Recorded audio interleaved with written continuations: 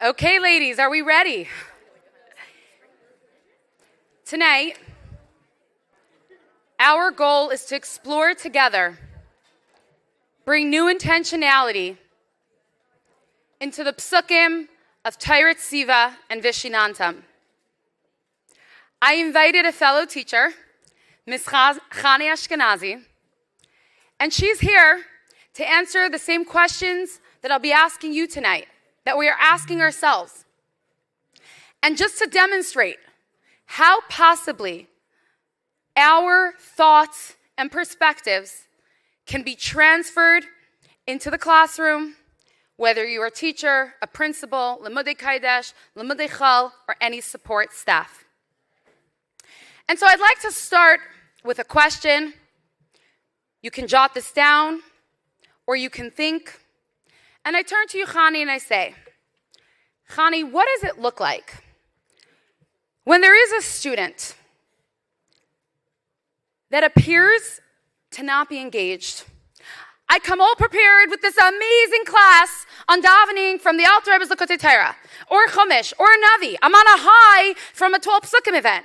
I come in, and there's a student. What does she give off? What's going through a teacher's head, potentially? Describe the scene a little bit of what it's like for a student who appears to just completely be not engaged with Torah. So, of course, our goal is for all of our students to be engaged with the Torah, and sometimes they're not engaged yet. So sometimes their body language and the words that they're saying are showing us that they're not engaged yet.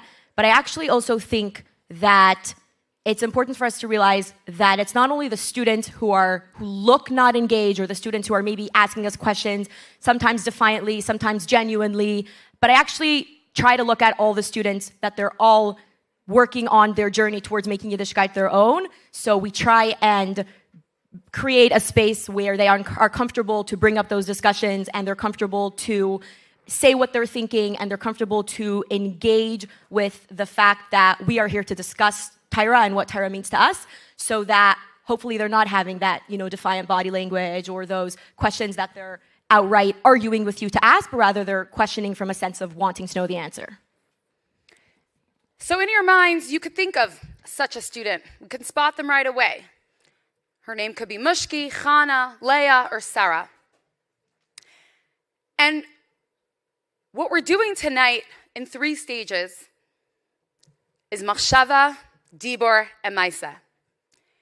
There was somebody who once went to the Rebbe, who wrote in, and he said to the Rebbe, my daughter has fears at night. She can't sleep. And I was previously advised to tell her that having a mezuzah will calm her and will allow her to sleep through the night. It didn't help. She's still scared. And the Rebbe's response was, perhaps the one telling her that the mezuzah will help her didn't really believe it. What we're here to do tonight is not really necessarily learn something that we never heard before. What we're here to do is to bring this to the forefront of our mindset and really believe it. The forefront of our mindset, the machshava, that I look at my students and think of them in a way that I really believe in them. And automatically, when I think of them in a certain way, that will express itself in the way I speak. The Rebbe's chinuch language. And this will be applicable to all the 12 psukim. That as soon as we start learning about it, even tonight, even if you didn't join this part, if you just heard a little bit about the 12 psukim, our minds start thinking and working differently. My kid has a problem, my kid has a question. How could I think of them through the Rebbe's language? And so we're here not to just adjust our mindset, but to speak differently to our students. And then ultimately, with these 12 core values, to interact with them differently, to act with them differently, so that the students, these precious neshamas that are entrusted to us, really will get from us in a transmitted, powerful, authentic way. And it's going to be consistent, because no matter who they speak to, we're going to believe in them in the same way. And so we start, Torah Tziva Lanu, my Rasha Kehilas Yaakov. And we're highlighting this word, Kehilas. The Torah commanded to us by Moshe is the inheritance of the congregation of Yaakov. What are we being intentional about? We're being intentional about is that I know sometimes I get into the classroom, I already might think what I'm going to say, only a few kids are going to get. Those kids, no matter what I do, it's not going to interest them. They're going to doodle in the back of the room. They're going to make trouble. I wish they weren't in my class. There are thoughts that pop into our head. And what Mairasha Kehilas Yaakov, what does the Rebbe tell every single child? Torah doesn't belong just to tzaddikim. Torah doesn't belong to your teachers. Torah doesn't have a hierarchy. It belongs to the kids who are smarter or get it better or who come from certain homes or have certain innate qualities.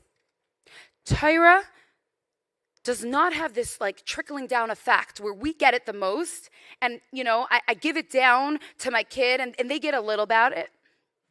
Torah belongs equally to every single one of the students in my classroom. It's not my Torah that I'm trying to convince them to like. It's their Torah.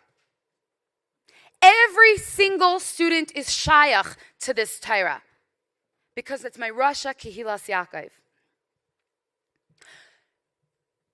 The Rebbe could have used any pasuk to describe the value of Torah, how great it is, how beloved it is. But the Rebbe chose the pasuk of Torah because the pasuk of Torah uses one key word, Mairasha, inheritance. You own it. It belongs to you. And the Rebbe had a very deep understanding of the children's psyche. Right? I know for my kids, when I buy them something, they don't just want one to share. Each one of my kids want their own.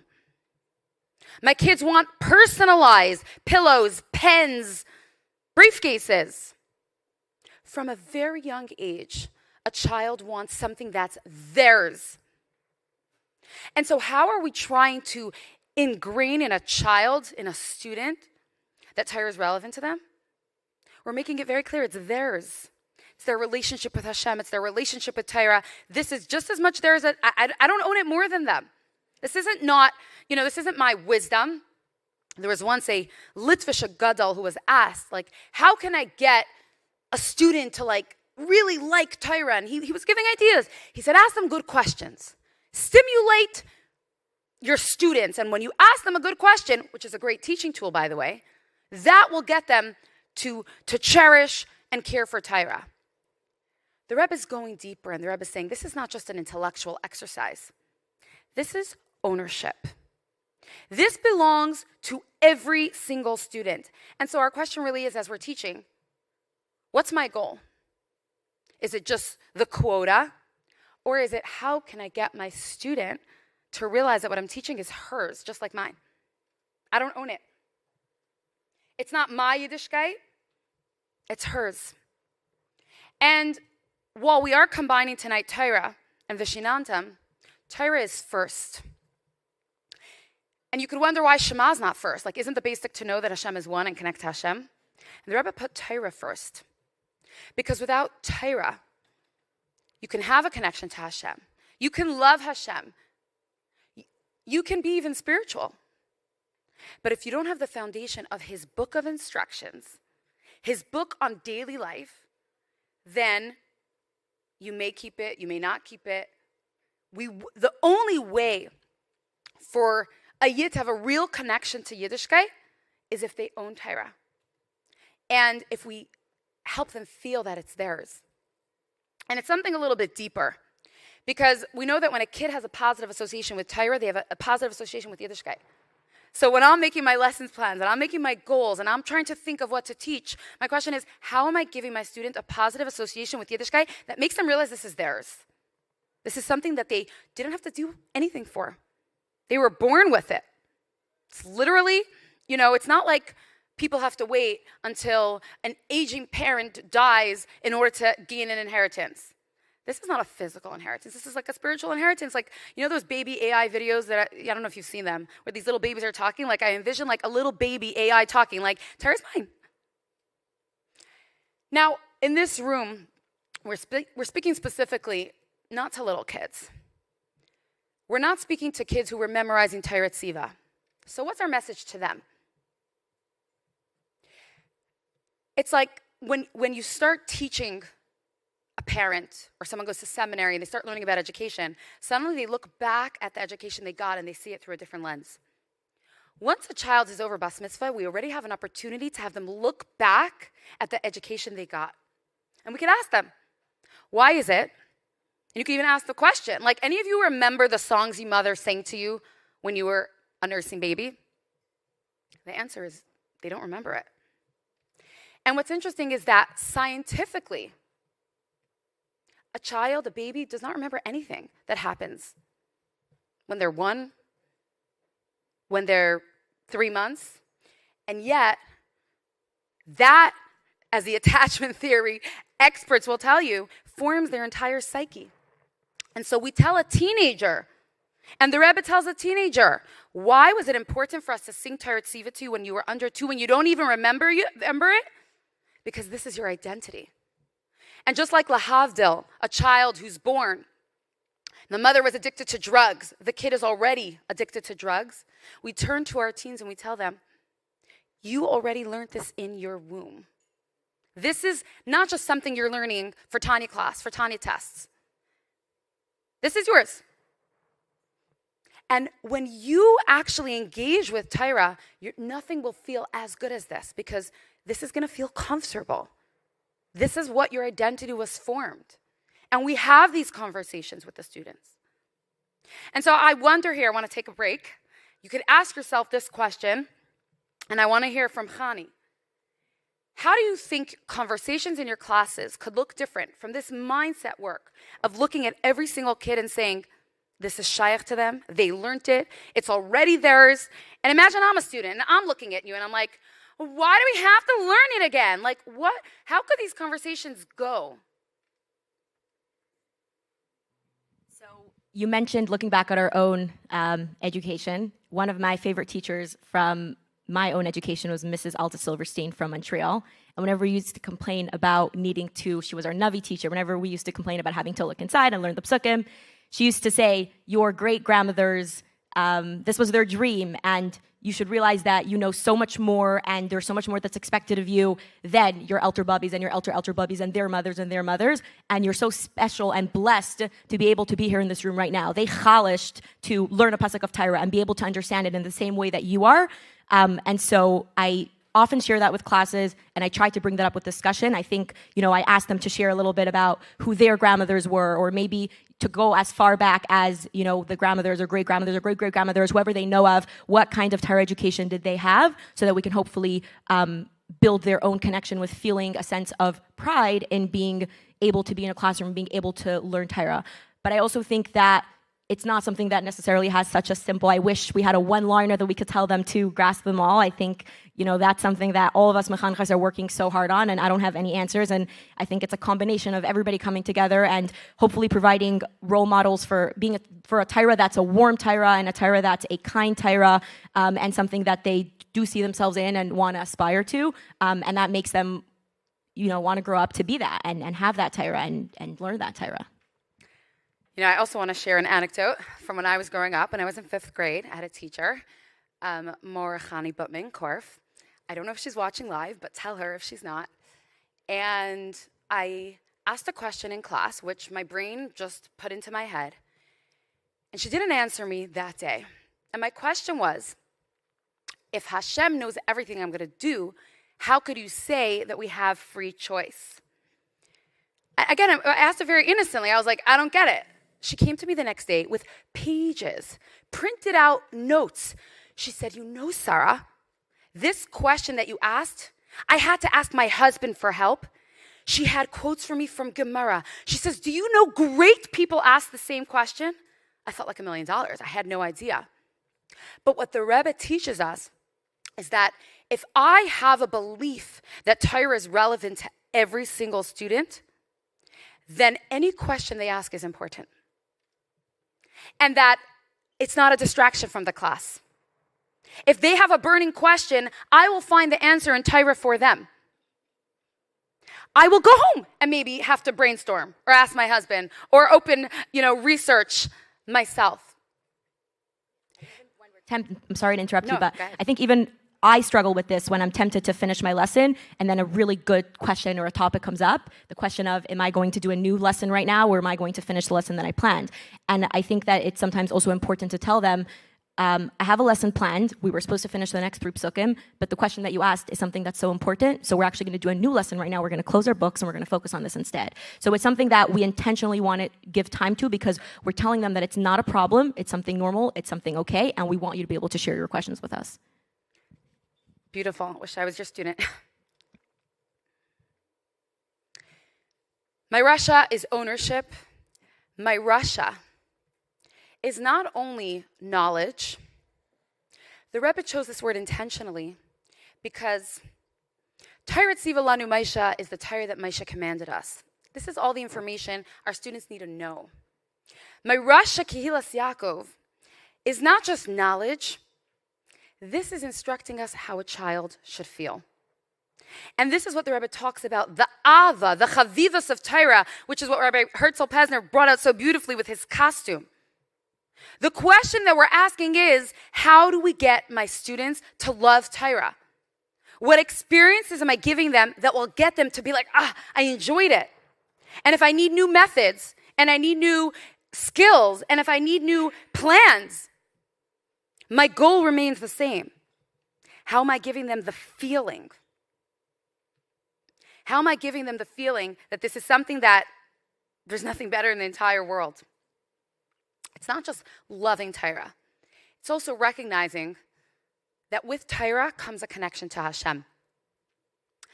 There is a beautiful mashal of a king, and his daughter got married, and she was moving far away from him, and he was going to miss her.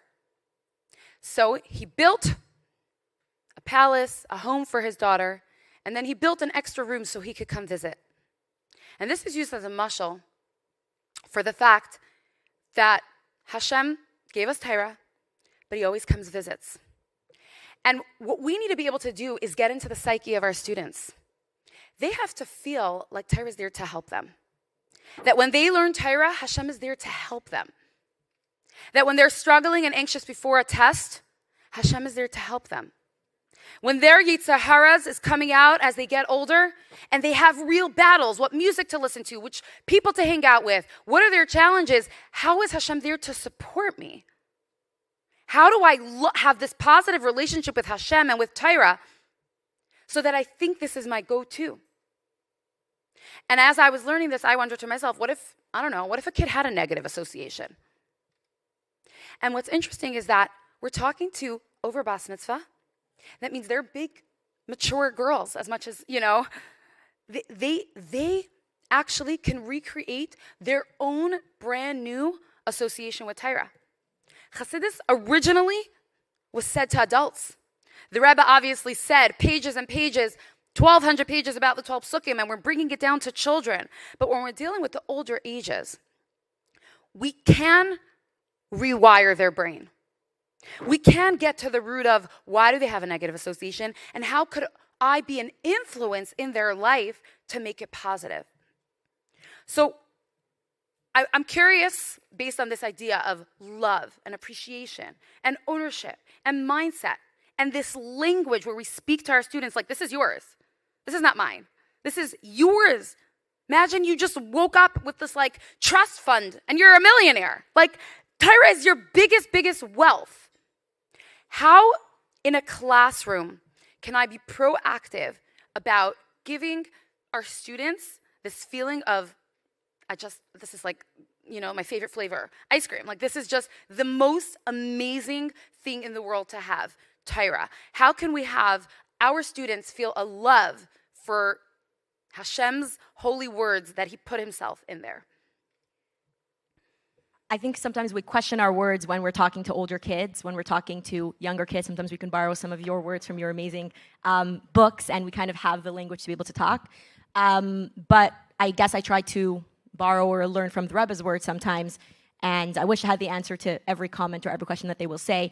But I try to show them what it is for me. The best compliment I ever got as a teacher was when a class said, or I think it was like 2 students together, they said, "Whoa, you really love learning Torah," because I had told them about it first that I learned, and I loved it so much I wanted to share it with them. So sometimes I wish I felt overwhelmed with joy every single night when I was preparing my classes. So sometimes it's okay to say and maybe stretch what we feel a little bit and tell them how much we loved learning it or how much we appreciated it. And hopefully we, give across to them that feeling also. And I also think that it is okay to say things.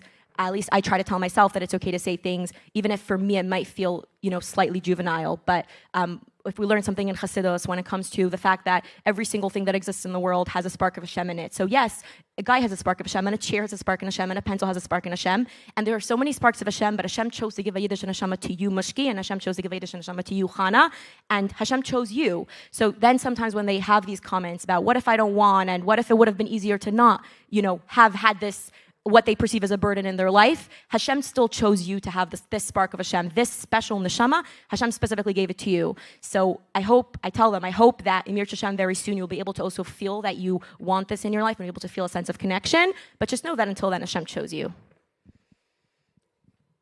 Beautiful. So we spoke about my Rasha, about ownership, my Rasha being about ownership, about cherishing the Torah. And there's a third component that the Rebbe speaks about. When we're talking about Torah, we're not just talking about the inheritance, and I love it, and I care about it. They say the famous joke of a young teen who got his first paycheck, and he wanted the money. So he went to the bank, and he asked for the money, and they said, "You first have to sign the check." And he's like, "No, I don't want to." So the guy at the bank is like, "So then you can't have your money." And he's like, "No, just give me my money. I worked hard for it." They're like, "I'm sorry, you just have to sign your check." And finally, he says, "I'm going to go speak to the manager." And he goes to the manager, and the manager gives him a very stern look. Some versions say he slapped him across the face. And he says, "You got to sign the check if you want to get your money." He's like, okay. He signs it, and he gets his money. And the first clerk said to him, "I don't understand. I also told you to sign it." And he said, "You told me." He explained it to me. The biggest responsibility we have as mechanchos is to explain it in the language that the students could understand. And the goal of tonight, and as we bring together in the classrooms tomorrow and on the chats and everywhere, is how can we give over the ideas that we're teaching in a way where the girls feel it's relevant? Their inner psyche. What's going on for our teens? What are they struggling with? Where does it talk about their emotions in Torah? My husband shared with me that last year, Rabbi Blau in LA Torah, he took somebody from the education department on a tour in LA Torah. And he's taken some different classes. And in one class, they're learning about an ox goring. And in another class, they're learning about different damages. And each class learning about the different Gemaras. My husband takes him around. And this guy, who's not a Yid, says to my husband, "Wow, you know what's special about your school? You're teaching them responsibility. You're teaching them to give back, to make sure other people don't get hurt. It's not just about their career." The curiosity to step back and ask, what is the relevance of learning about an ox scoring? The Rebbe gives an example of a Sefer Mitzvahs of the day, which the Rebbe called Chitas, Sefer Mitzvahs, the order of the day. A mitzvah of eating a Bechar animal in Yerushalayim. And the Rebbe said, sometimes you could open a Sefer Mitzvahs and you're like, okay, it's just a Sefer Mitzvahs. The Rebbe says, there's a lesson here. The Bechar, the firstborn, we give to Hashem. And you can make your room like a Yerushalayim. So it's putting on this mindset of, one second, how am I making this relevant to my students? They have their inner psyche and their social worries. They have their social challenges. They have their family challenges. They have their thoughts, their feelings, they're maturing and they're growing. How connected is Torah to their issues? How am I bridging the gap Where in Torah does it talk about anything that they're going through? And so as a teacher, as I work on it for myself, how does davening help me be calm? To be honest, when I was preparing for tonight, I did feel that like nervousness. I'm nervous. And I told myself, if I'm going to speak about it, even to other mechanchos, I need to internalize giving over to Hashem and trusting Him. Where do I see Parak Mem Aleph, that mezuzah? Where do I see this in my life? And therefore, how can I give that over organically to my students? It's not the name of the lesson. It will come out. If this is relevant to me, if this is like in the real moment, I'm able to pull out hashgacha pratis, not as like I'm not using it as a weapon against myself or anyone. For real, if what I learned in Chitas that day helped me, then let me share it at the supper table with my children and let me share it in the classroom. Let it be real. What's our goal in chinuch? The Rebbe made it very clear, these core foundations. And in the Sichos, he elaborates, our goal in chinuch is that Torah should be owned, cherished, and relevant to our students. And if those are the 3 words that you can walk away with tonight, specifically for Torah, before we go on to Veshinantam, is own, cherish, apply.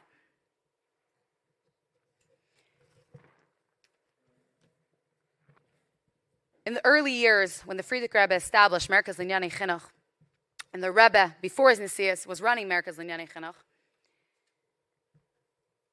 one of the projects they had was Talks and Tales. And the Rebbe worked with the artist, I believe, Michal Schwartz, who made the logo of Merkaz.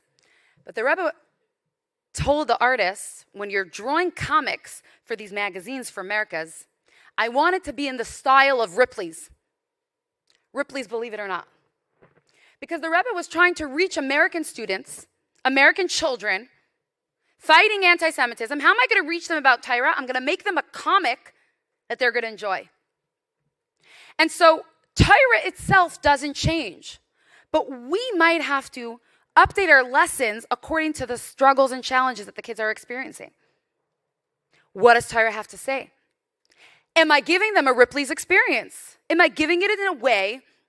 You know, there was a video that went viral of a professor who gave an entire talk to students in TikTok language, in Gen Alpha language, that half of us wouldn't understand a word of. He researched, he watched videos in order to prepare for it. I'm not suggesting that we have to speak TikTok language. I'm using it as a mashal, that we have to speak the language of our children's, teens' inner worlds. And one of the things that came to mind for me as I was learning about this application was that Rabbi Shais Taub has a popular column in Ami. And he has hundreds of articles where people put in real-life questions. How to deal with in-laws, how to deal with friends, how to deal with issues, real challenges. And he always clarifies, I'm not a therapist. He always has something from Torah. And the question is, are we training our students to be able to answer advice columns? Can we give a child in the beginning of a lesson a problem and tell them at the end of the lesson, can you solve it? Rabbi Aaron from the Lubavitch Yeshiva said that now, he's the principal, and he said, if a child will have a challenge, he'll bring up the 12 psukim and he'll say, how could you answer it based on the 12 psukim? And so I turn to you and I really ask every mechaneches here, what are we doing to maybe update our methods so that the chart looks more beautiful, but it's authentic Torah talking to the children, to the teens? What is something you do to make it relevant to every mushki Sarah Chanalea in our classroom? I feel humbled to be up here in general, but it's such a big question. And I have a small answer. For one, taking after your Rabbi Shais Taub example. So there is one writing project that I give where we just finished learning a unit in Chassidus, and I read the girls a letter, and recently I updated it to be an email that I received from somebody I met many years ago, and I give her some sort of, Gaisha name, and I read this letter that basically says this girl is reaching out to ask me, who is the student in this case, how my school year is going, and tell me also, why do you spend so much time on learning Torah during your school day? It seems like you don't have enough time for the important subjects like math, history, and science. And I challenge them to pretend that they received this email from somebody that they met a couple years ago who is a not yet from girl, and to answer. And they have to answer using actual words from things that they learned. And you get back some really, really beautiful answers, and some answers from, girls who are actually thinking, hopefully, and internalizing what it is that they are, and I also think that such projects gives them the ability to answer the question from a less personal perspective, because there's less judgment when they're answering it for somebody who is not yet from. So we try to add such things whenever we can. I think it's a big question, and it's made up of either a big answer or a lot of small different moments that we hope that we can incorporate. And I'd really love if anybody is brave enough to share their own ideas. Feel free to write in all the an little index ways card that we and can do pass it it. up. If you have any ideas, you should have some little index cards, a paper. Feel free to share with us and to continue this conversation tomorrow in the teachers' rooms wherever you are. Which leads us to the next pasuk. Torah Tziva Lanu Moshe sets the stage. And the Rebbe connected it directly to the next pasuk. If Torah is yours, you have this absolute wealth that everyone in the entire world is dying to have. And you own it, and you live it, and you breathe it, and you love it, and you're applying it. Veshinantam levanecha, you will teach it to your children. V'dibarta bam, you will speak about it. One second. Why did the Rebbe choose to give little children a pasuk that seems to be talking to parents? You'll teach your students. And here's the revolutionary chiddush that the Rebbe says, and the language that he uses. Banecha doesn't just mean your literal children. It means your students. And every single student is a mechanech. The chiddush of Mivtza Chinuch that the Rebbe wanted us to kach and make a big deal is to empower every student to feel like they're the teacher. How are we giving students an opportunity in class to help each other, to teach it, to give it over? Veshinantam levanecha, it's every single child. Who are they learning with? Who are they giving it over? And it's like answering that email. But how are we giving them opportunities to be educators? And the Rebbe says, naturally, if Torah is yours and you internalized that it's life itself, everywhere you go, you will see life through the lens of Torah. There's no place where Torah is not a part of your life. It's like if you're, the difference between a salaried worker versus a businessman, and this is the example the Rebbe says, Torah umnasei. Torah is like your business. If you're a salaried worker for 5 o'clock, I'm sorry, I'm not available. My business WhatsApp sends an auto response, I'm not available. If you're an owner, 24/7 you're thinking about it. In the shower, in Shabbos, you put on pause, you see something, you take a clip, you remember. It's 24/7, it's all encompassing. If Torah is yours, there is no time where Torah is not relevant. And this was very surprising for me to learn. The message that we're saying is there's nothing outside the scope of Torah. What's the Rebbe's example for Torah umnasei? The Rebbe's example for Torah umnasei is choosing to eat healthy. What does eating healthy have to do with Torah umnasei? When a Yiddish child chooses to eat healthy and chooses to eat because this is what Hashem needs him to eat so he has energy to serve Hashem, that shows Torah umnasei. You get up, you go to sleep. It's not like a kid has playtime and then Torah time. Playtime is Torah time. It's not like, take care of yourself, exercise, and then learn. It's all encompassing. We're not two separate people. And we can teach that to our students. How many of our students think about eating healthy in connection to Torah? How many of our students in the secular department think, where does this fit in the scheme of Hashem's world? Many of us do, and I know plenty of teachers. I remember Mrs. Barris bringing in some articles from Talks and Tales. I remember about symbiotic relationships. She brought in an article. We're not fractured people. We are one Yid 24/7. This is the language that the Rebbe wants us to have when we're talking to children. You own it, you cherish it, you apply it, and it's every child, everywhere, every time. There's no place in their students' lives. There's no question that they might have. There's nothing in their life Torah doesn't have an opinion on. And when we encourage our students to read letters of the Rebbe on all different topics, age of the universe, like Rabbi Resnick mentioned, family, Israel, vast variety of topics, art, education, nutrition, health, healthy in mind, body, and spirit. Learn, be curious. When we impart this to our student, they're getting the same message, whether they're in Navi class, Chumash class, Sichas class, Tanya class. Torah is not something we're trying to teach them for a test. Torah is life. Torah is who they are. It's their identity from when they were in the womb. We just need to remind them this is who they really are. This is what suits you. And so Veshinantam in 3 words is every child, everywhere, every time. And so I ask you and I ask all of us here, how are we empowering our students to be educators, to give things over to their little siblings at the supper table? My 2nd grader came to teach me something, all excited. And the Rebbe adds that point. V'heishiv levavis al banim. The Rebbe spoke to public school children about making a Pesach Seder. Don't be afraid what kind of homes students come from. Inspire them to want to be dressed tznius, to want to love Yiddishkeit. They'll ask their parents, could you learn with me? Can we do it? We need to reach the psyche of our teens and make sure Torah is relevant to them. And they will already, the Rebbe is not afraid to say, they'll learn with their parents. They'll v'heishiv levavis al banim.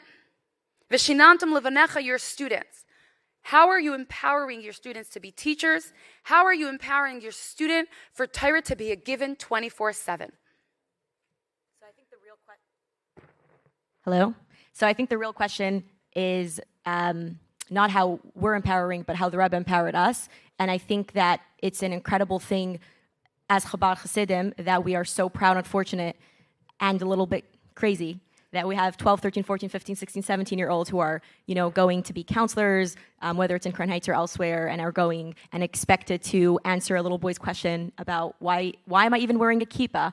And I think that, at least for myself, I learned an incredible amount even when I was, 14, watching the head counselor and how she answered that question. And she probably learned it from her head counselor, who learned it in a sikha one time, or from her camp rabbi. So I think our girls are incredible, and they are put to the test so many times, whether it's learning with their own younger siblings or learning with younger classes, or really just the general sense of empowerment of, yes, they can be in charge of dances for Kislev. They're all excited about that right now. And yes, they could be in charge of things. They could run things, that they could run programs, and this incredible leadership perspective that the Rebbe empowered every single person to be able to be leaders. I think when I came to the point in my own education of starting to see that in the frum world, but not necessarily in the Chabad world, that does not exist at all, not even at the same level, it just doesn't exist. And for sure in the secular world, that doesn't exist at all. So it's a crazy, crazy, incredible thing. And when we share that with them, when we speak about leadership, and we speak about, how even something as simple as the Rebbe didn't want to accept the leadership. Maybe we focus on the fact that some of our Rebbeim were maybe quieter people. They also didn't really want to accept the leadership. And so we can encourage them that everybody has a voice and everybody has what to share. It doesn't mean that everybody has to be on a stage holding a mic. Maybe some people never thought that they'd be that person, but they do that sometimes. But everybody in their own way can definitely be a leader and can definitely share. And it's not just specific personalities, but rather everybody can have something. Reb Chanya Merazov lost his father at a young age. His mother sent him away to a yeshiva, a good yeshiva, to protect him from the winds of all the isms that he was growing up with. Probably unbeknownst to her, he was very enamored by philosophy. There was like an undercover world where he had access to the Askala, and he was very taken by it. At one point, there was a chassid, a wealthy chassid, who invited him to come to Lubavitch for the big wedding. The wedding of the Frierdiker Rebbe. And he said, sure. He went along. And as part of the festivities, or around that time, the Rebbe Rashab started a hemshech, samach to samach. And he asked a lot of questions. But as the way hemshechim go, Chanya didn't hear the answers. So he was really curious. So he stayed. And then the next Shabbos, the Rebbe Rashab continued, and he still didn't hear the answer. And so he stayed. And on it went until he joined and ultimately became a very integral part of Taim Chetz Mimim. To the point that Reb Chanya said, and I see some of his Einakach here, and I'm friends and learned so much from some of his descendants, he said, had I not heard from the Rebbe Rashab this hemshech, I would have been an interrogator for the Yevsexia. The power of Torah, the kayach of Torah, believing in Torah, believing in our students that it's shaykh to every single one of them, no matter what they put on externally. Seeing through that external facade as Johnny, as a Yetzer Hara, seeing them as a neshama, seeing them as a teenager who was in the womb, learned Torah, and they're just as shaykh to it as every other girl who might seem easier. And especially, as you said, you don't even know what's going on the inside. And so Torah Veshinantam, this mindset, this question that we leave ourselves with is, if I look at every student through this language of Torah's your inheritance, it's yours. You own it. You cherish it. You apply it. Every child, everywhere, all the time. How will our chinuch look? How can our chinuch look over the next few weeks? Is there anything else you want to add? Thank you for the very beautiful program. We'll try to keep some of the things in mind tomorrow. Okay, thank you. We do hope to hear feedback. If you had trouble joining the WhatsApp chats, we're also going to email it, but you can find it on 12psukim.org, and you will find continued resources from the Chinuch office, from Tzivus Hashem and Eretz Hashem, Connection Point, so many organizations. It's going to keep rolling out. The calendar that you had on your schedules, it has all the dates. Save the dates. Put this into your calendar. Please join us as we continue to transform our Machshava Dibur Maaseh to really make a chinuch revolution for the entire Lubavitch world, which impacts the entire world and brings Mashiach now. So thank you, ladies, for joining us tonight, and we look forward to our upcoming trainings. And I will leave this on the screen. What is your takeaway? What is something you are going home tonight as you fall asleep that you are thinking you can do differently in your classroom?